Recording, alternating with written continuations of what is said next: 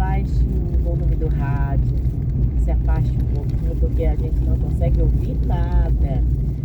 Baixou? Pronto. Como é o seu nome? Auxiliadora Leme, da Grande Portugal. Ah, família linda. Quais são suas intenções? Pegando a lista hoje, eu quero botar no coração de Deus as minhas intenções. Todas as nossas intenções.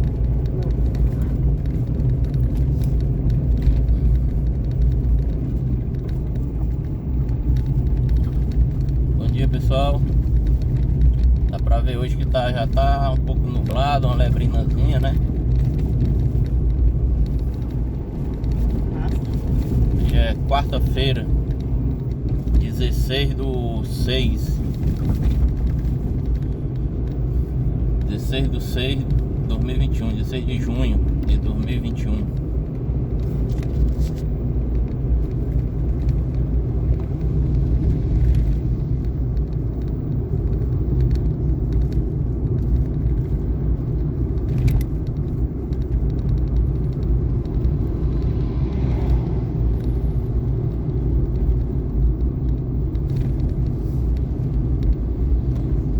Piedade de mim. Jesus cura, Jesus salva, Jesus liberta. Jesus tem piedade de mim. Jesus cura, Jesus salva, Jesus liberta. Jesus tem piedade de mim. Jesus cura, Jesus salva, Jesus liberta. Jesus tem piedade de mim. Jesus cura, Jesus salva, Jesus liberta. Jesus tem piedade de mim. Jesus cura, Jesus salva, Jesus liberta. Salve, Rainha, Mãe de misericórdia, vida, doçura e esperança nossa salva. A vós bradamos, os degredados filhos de Eva. A vós suspiramos, gemendo e chorando neste vale de lágrimas. Eia, pois, advogada nossa, esses vossos olhos misericordiosos a nós volvei. E depois deste desterro mostrai-nos Jesus. Bendito o fruto de vosso ventre, ó clemente, ó piedosa, ó doce sempre Virgem Maria. Rogai por nós, Santa Mãe de Deus, para que sejamos dignos das promessas de Cristo. Amém. Levanta-te, Senhor Deus, com teu poder e afugenta os inimigos da tua igreja. Apavora, Senhor, os inimigos que te odeiam, e os espíritos do mal se humilhem na tua presença. Como a fumaça que no ar se desvanece, assim se dispersem todas as forças do mal. Como a cera que ao calor do fogo derrete, diante do fogo do amor do Senhor todo mal se derrete. Jesus, Jesus,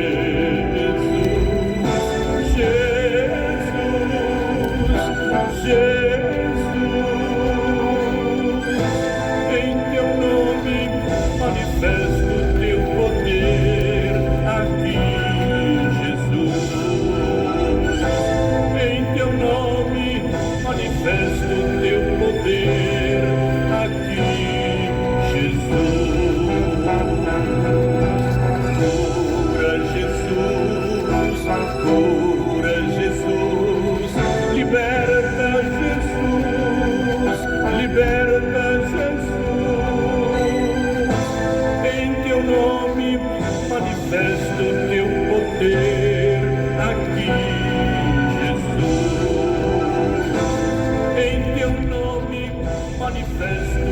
Tenso é lento agora na Avenida Alberto Craveiro, aí justamente na alça que dá acesso ao viaduto da BR-116. Outro ponto de lentidão também é a Visconde do Rio Branco, no trecho entre BR-116 e Avenida Pontes Vieira. A Avenida 13 de Maio tem trânsito fluindo normalmente agora, com exceção de alguns trechos no sentido centro-aldeota, especificamente na altura da Avenida dos Peticionários.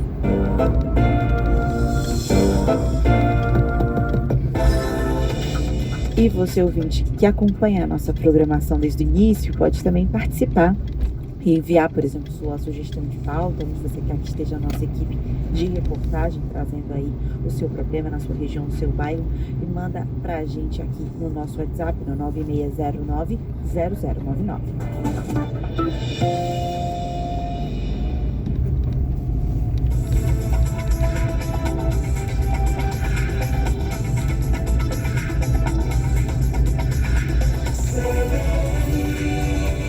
Seis e 43. Jornal da CBN.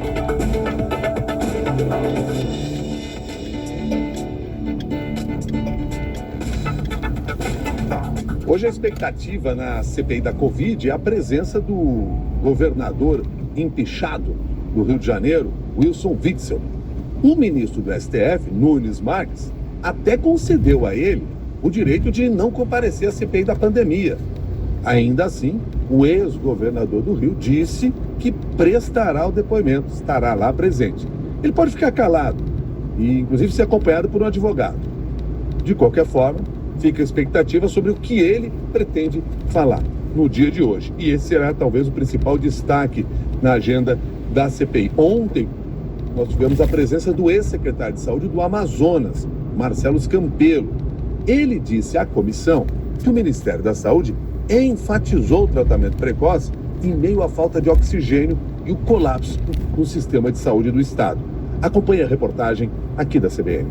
Em depoimento de mais de 7 horas, o ex-secretário de Saúde do Amazonas, Marcelo Campelo, confirmou à CPI da Covid que o Ministério da Saúde deu ênfase no tratamento precoce durante a viagem ao estado, dias antes do colapso do sistema de saúde.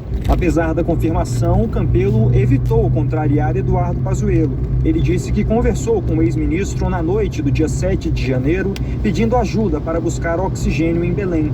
Mas, segundo Pazuello, o ex-secretário não deixou claro no telefonema que o Amazonas estava na iminência de um colapso. Campelo disse que o governo do Amazonas só soube da possibilidade de faltar oxigênio na madrugada de 8 de janeiro. A empresa White Martins enviou um ofício nesta data informando sobre o problema. O ex-secretário disse que o documento foi rapidamente enviado a Pazuello. Esse ofício foi enviado em anexo, acho que meia-noite e alguma coisa do dia 8. Nós encaminhamos esse ofício. Que horas, que dia? Meia-noite do dia 8, entre 7 e 8. Entre o dia 7 e o dia 8, à meia-noite, o senhor comunicou ao senhor ministro de Estado da Saúde, Eduardo Pazuello, do iminente colapso de oxigênio em Manaus, certo? Nós encaminhamos essa carta pedindo o apoio. Isso que nós fizemos. Documentos entregues pela White Martins à CPI sob sigilo revelam que, apesar da fala de Campelo, um aumento considerável do uso de oxigênio hospitalar foi comunicado ao governo do Amazonas em julho de 2020. No depoimento, o ex-secretário disse que uma equipe do Ministério da Saúde chegou ao Amazonas no dia 4 de janeiro. Ele conta que o enfoque dado pela secretária Mayra Pinheiro era no tratamento precoce. No dia 4 de janeiro, recebemos a secretária Mayra Pinheiro. Na primeira reunião, estivemos juntos com o governador participando dessa reunião e vimos uma ênfase da doutora Mayra Pinheiro em relação ao tratamento precoce e disponibilização relatando um novo sistema que poderia ser utilizado e que seria apresentado oportunamente, chamava-se o Tratikov. O Tratikov foi lançado em Manaus no dia 11 de janeiro, 3 dias antes do colapso total, quando pessoas morreram sufocadas. Marcelo Campelo disse que o Amazonas só ficou sem oxigênio por 2 dias, o que causou indignação entre os senadores. Por quantos dias perdurou o desabastecimento? Nós, na nossa rede de saúde, foram 2 dias, 14 e 15, com intermitência no fornecimento. No mercado de Manaus, onde as pessoas estavam procurando oxigênio para levar para casa, etc., houve uma procura de oxigênio para poder atender. Para a direção da CPI, o depoimento de Marcelo Campelo reforça a omissão do governo federal e do governo estadual no enfrentamento à pandemia. Em outra frente, o Senado recorreu da decisão da ministra Rosa Weber do Supremo Tribunal Federal para garantir que o governador do Amazonas, Wilson Lima, preste depoimento à CPI. Antes, os senadores devem aprovar uma série de novos requerimentos para quebrar sigilo casos de empresas que negociaram a venda de vacinas para o Brasil ou financiaram o uso de medicamentos sem eficácia comprovada contra a Covid. De Brasília, César Feitosa e Thaís Oliveira.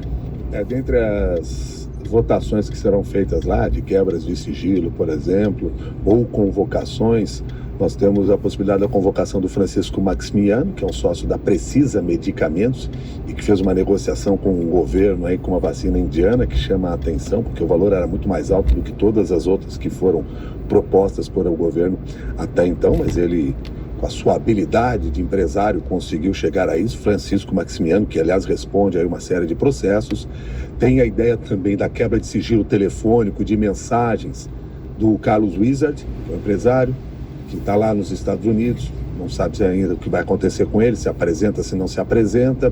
Enfim, são alguns dos que estão na lista lá. Mas todos esses nomes são sempre colocados, senadores fazem requerimentos, pedem isso, pedem aquilo, aí colocam em votação, tem uma negociação, aprova, não aprova esse, aí tira aquele outro, enfim, isso vai depender da decisão lá na CPI e a gente estará acompanhando e atualizando essas informações para você, como temos feito aí nesses últimos dias todos. Outro tema importante para nós, e esse pesa diretamente no seu bolso. Nós estamos falando da crise energética, da crise hídrica e energética. E a conta de luz vai ficar mais cara em função desta crise e da necessidade de acionar as usinas térmicas para geração de energia. Sabe as bandeiras tarifárias, aquelas? Pois é, devem ser reajustadas em 20%. O Operador Nacional do Sistema Elétrico diz que o cenário pode ser ainda pior no ano que vem, se outras medidas não forem adotadas agora. A Gabriela Echenique acompanha isso e conta pra gente. Em meio à pior crise hídrica dos últimos 91 anos, a conta de luz vai ficar mais cara. O diretor-geral da Agência Nacional de Energia Elétrica afirmou que, ainda neste mês, a agência vai definir os valores. Mas André Pepitone adiantou que o reajuste no valor da bandeira tarifária deve ser de 20%. Em audiência pública na Câmara dos Deputados, ele disse que, por causa do uso das termoelétricas, o custo adicional previsto é de 9 bilhões de reais. Só até abril deste ano foram gastos 4 bilhões a mais. Hoje, a bandeira vermelha patamar 2 custa R$ 6,24 a cada 100 kWh. Será o primeiro reajuste nos valores das bandeiras desde 2019. Pepitone admitiu que não tem água suficiente para atender todo o país até novembro. Até lá, precisará usar térmicas que são mais caras para evitar um apagão. Nós temos condições de atender o consumidor com energia. Entretanto, essa energia está mais cara. E como finalizamos o período úmido, e o período úmido foi o pior do histórico, então nós não temos praticamente água para atender a geração do país até novembro. Então até lá teremos que atender o país com as térmicas, e o país sendo atendido com as térmicas, isso tem um custo. E o importante do instrumento da bandeira é a transparência com que apresenta esse custo para a sociedade. O secretário adjunto do Instituto Nacional de Energias Limpas e Renováveis, Tássio Barbosa, afirma que se houver um aumento de 20% no valor das bandeiras, o impacto direto no bolso do consumidor no cenário atual passará de 10% para 12%. O impacto da bandeira vermelha do nível 2 é de aproximadamente 10%, ou seja, se essa bandeira vai aumentar em 20%, a conta, em vez de passar a aumentar 10%, ela vai passar a aumentar 12%. A energia solar, gerada nas residências, ela tem um efeito justamente oposto. A gente fez os cálculos que diminuiria 3,5% em 2035, porque diminui a probabilidade de racionamento e menos probabilidade de acionamento das térmicas. Pepitone anunciou outras medidas em estudo para enfrentar a crise hídrica. Uma delas é incentivar que indústrias usem mais energia fora do horário de pico. O diretor-geral do Operador Nacional do Sistema Elétrico, Luiz Carlos Ciotti, sugere ainda outras medidas, como redução das restrições de vazão de usinas. Sem ações como esta, Ciotti diz que o fornecimento de energia fica ainda pior em 2022. Se nós não adotarmos essas ações, nós chegaremos no próximo ano em uma condição muito frágil para atender as necessidades de energia. As projeções que fizemos sem essas ações adicionais mostram uma situação bastante crítica, com os reservatórios chegando ao final do ano com 7,5% da energia armazenada. E e abaixo de todos os níveis mínimos mensais acompanhados nesse histórico de 20 anos. Os parlamentares cobraram ação mais efetiva do Poder Executivo e questionaram o que será feito se não chover o esperado. Mas o Operador Nacional do Sistema Elétrico afirmou que as previsões são bem conservadoras, porque usam como base o cenário de 2020, que já foi o pior dos últimos anos. De Brasília, Gabriela Echenique. Nós ficamos falando aqui para você, né? Bandeira tarifária. Não sei se você já deu uma olhadinha na sua conta de luz. Eu até peguei a minha aqui para dar uma olhada. Tá aqui, ó. Vermelha patamar 2. Bandeira tarifária. Estou falando de uma conta de energia que é cobrada na capital paulista. Como é que funciona essa ideia? As bandeiras tarifárias foram criadas lá em 2015 e elas são divididas em 3 cores: vermelha, verde e amarela. A cada mês é definida qual cor que está em vigor e cada bandeira indica se haverá ou não acréscimo no valor da conta de luz, aí devido ao uso das termoelétricas. Chove pouco, como agora, nível dos reservatórios das hidrelétricas diminui, assim a produção de energia também cai, e aí para compensar a produção são acionadas as termoelétricas, que têm um custo mais alto, além de poluir mais. E aí você faz um aumento na conta da luz. O governo vai lá, de que organiza todo o Brasil, etc., e coloca lá a cor da bandeira. Se a bandeira é verde, sobra pra gente aqui, né? Energia. Meu Deus, cara. Se a bandeira é vermelha. Agora sim, tem chovido muito pouco dos anos 80 pra cá. Tem chovido muito pouco, né? Eu lembro que quando eu era pequeno, lá com meus 10 anos, antes de 10 anos, né? 7, 10 anos por aí, eu ia lá no meu interior, né, no estado, os açudes tudo cheio de açude, água. Você andava muito pouco e já havia um açude transbordando, um açude cheio d'água. Com uns anos isso veio diminuindo. Tinha açude lá que tinha muito peixe mesmo, que botasse a população toda pra pegar, não conseguia, tá? A população que eu digo lá do interior, né? E assim, era muito peixe, e quando diminuía no verão eu via peixe morrer lá na lama lá. Aí o que acontece? Com o decorrer dos anos, esses açudes vieram perdendo água. Mas perde água por quê? Porque chove pouco, chove menos. Aí sabe o que acontece hoje? Não tem mais os açudes. Os açudes acabaram. Açude começou a chover menos, começa a nascer mato. Hoje, dentro da maioria dos açudes que eu conheci lá no interior, hoje é quase uma floresta dentro do açude. Por quê? Porque vai secando, vai ficando um canto que é mais molhado um pouco, né, do que o outro. Aí o mato nasce com mais, nasce e cresce com mais facilidade. E hoje acabou, a maioria dos açudes lá acabou. Quando eu era pequeno eu ficava pegando piabinha no sangramento, que o açude sangrava, subia peixe. Era a maior diversão pra gente quando era criança. Hoje acabou, tudo isso lá não existe mais, tá? E isso é a consequência da natureza. Com o tempo a terra tá esquentando aos poucos, esquenta e chove menos, a gente não nota isso, mas em questão aí de 30, 40 anos, você nota aí a diferença, né, de a quintura, o planeta esquentando mais, tá, né?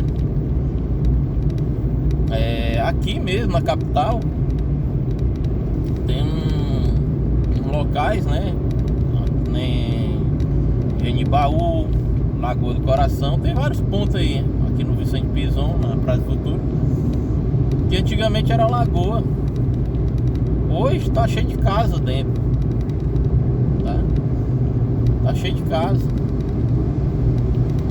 E assim, a população faz casa, constrói casa, por quê? Porque secou, aquela lagoa secou e a população vai crescendo e vai construindo dentro. Hoje acabou, a lagoa, se for lá, é uma favela só, uma comunidade só, dentro, cheio de casa, tá? O Genibaú lá no mesmo jeito, tá? Você vai cavar uma fossa, alguma coisa, uns 5 metros de fundura tem só falta minar água, tá? Por quê? Porque ainda é consequência da lagoa, da antiga lagoa. Mas e essa energia vai aumentar muito mais. A Secretaria Municipal de Fortaleza já divulgou as listas até a próxima quarta-feira, dia 24, e a partir dos próximos dias, o público na faixa etária de 40 anos começa a ser contemplado. Segundo um cronograma da pasta da saúde, até o final desta semana vão receber a primeira dose da vacina pessoas com até 43 anos de idade. Na próxima quarta-feira, a população a partir de 40 anos, obedecendo a ordem decrescente, começa a ser vacinada. A Secretaria da Saúde do Estado divulgou também um cronograma com a previsão para datas de vacinação em diferentes públicos por idade. Segundo a estimativa, pessoas com idade entre 30 e 39 anos no Ceará vão ser vacinadas no mês de julho e o público com idade entre 18 e 29 anos no mês de agosto. Assim, o Ceará pode ser o primeiro estado do país a vacinar todo o público adulto. Aí, que bom, né? O Ceará pode ser o primeiro estado, um ônibus que fica capotado também a vacinar toda a população. Com a José Jataí há problemas agora no semáforo. Se o Ceará for o primeiro a vacinar toda a população, muito bom, né? Momento do esporte. Eu já me vacinei, tá? Eu me vacinei agora, segunda-feira. Agora segunda-feira, dia 14, tá? Mais ou menos 1 da tarde, eu me vacinei. Ainda tô com o braço aqui, hoje é quarta-feira, né? Me vacinei dia 14 agora do 6. Me vacinei dia 14 do 6 e hoje é 16 do 6, ou seja, me vacinei segunda-feira e hoje é quarta. Tá? Graças a Deus não tive reação nenhuma. O braço é só um pouquinho dolorido porque fisicamente foi furado, né? Fora isso, nada, não tô bem. Tô com uma moleza de dormir cedo, porque eu acho que é o cansaço, né? Se eu fosse dizer que deu alguma reação, eu ia dizer que uma preguiça, né? Deu uma molezinha assim de falta de coragem, né? Mas não deu febre, não deu nenhuma reação diferente. O jogo que falta para definir as oitavas de final. Jogo entre Flamengo e Curitiba às 9h30. Vitória rubro-negra por 1-0 no jogo de ida. Ou seja, o Flamengo joga pelo empate.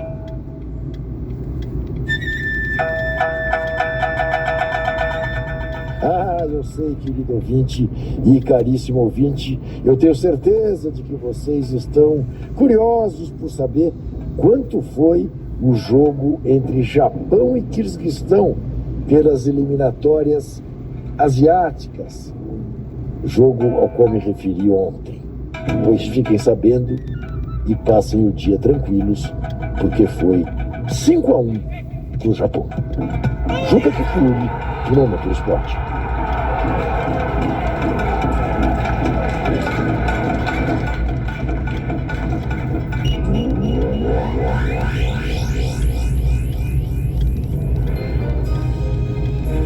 Repórter CBN.